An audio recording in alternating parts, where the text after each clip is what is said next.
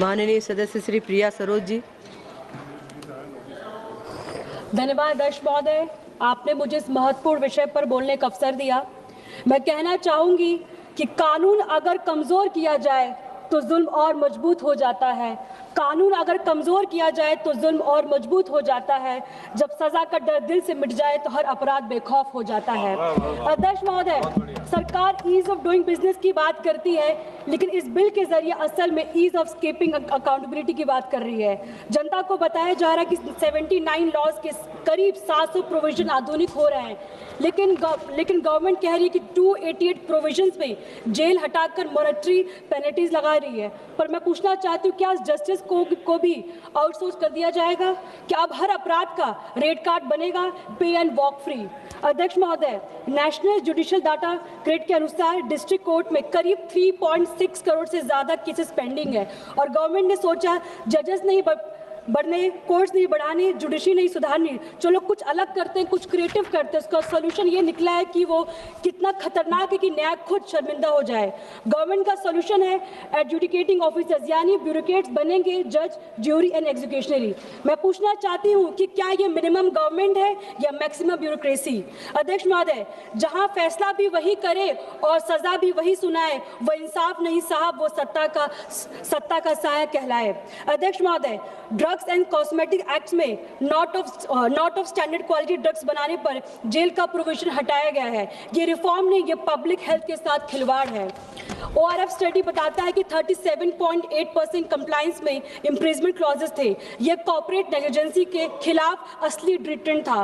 मैं ये कहना चाहूंगी कि कानून की चिंता मत करो, फाइन देने का बजट तैयार रखो। सर, मैं ये कहना चाहूंगी कि गरीब का जीवन इतना सस्ता है कि उसका डिफेक्टिव मेडिसिन के हवाले कर दिया जाए। Drugs and cosmetic, food safety, housing, झुग्गी झोपड़ी कानून, हर जगह पैटर्न सेम ही है इनका।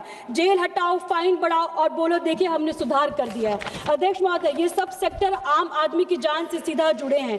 ये आपराधिक जिम्मेदारी हटाकर आप क्या संदेश दे रहे हैं सरकार को? क्या आप कह रहे हैं जनता को? क्या आप कह रहे हैं देश को? जनता रिस्क उठाएगी और सिस्टम सिर्फ रसीद काटेगी। अब सबसे बड़ा छल MSME और छोटे उद्योग के साथ 2025 के बिल में MSME डिपार्टमेंट एक्ट 2006 को शामिल किया गया था, लेकिन 2026 के इस डिटेल बिल से MSME सेक्टर को जानबूझकर बाहर कर दिया गया। जिस सेक्टर में सबसे ज्यादा रोजगार है, जहां भुगतान में देरी, क्रेडिट संकट, मांग की कमी और बंद होती उद्योग असली समस्या है, उसी सेक्टर को इसी तत्कालीन सुधार से बाहर कर दिया गया है।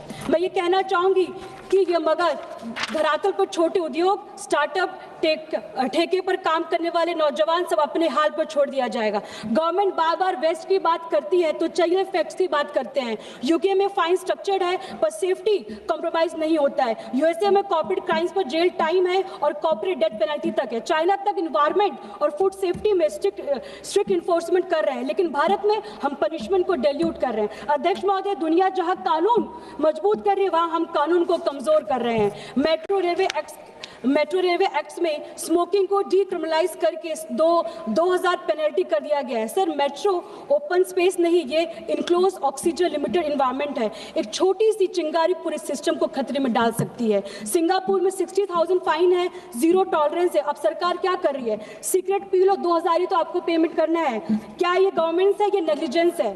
सर, ये जन विश्वास नहीं, ये जन विश्वासघात है। जब सुरक्षा का मूल्य घट जाता है तब समाज का विश्वास टूट जाता है।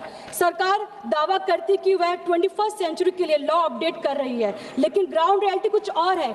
NDMC एक्ट 1994 के तहत आज भी कई ऑफेंस के फाइनेंस 25 से 100 रुपए के बीच में है। ये अमाउंट 32 इयर्स पहले फिक्स किए गए थे। 1994 में 100 रुपए की वैल्यू कुछ नहीं थी। आज 100 रुपए में 1 लीटर पेट्रोल भी नहीं खरीद सकते हम।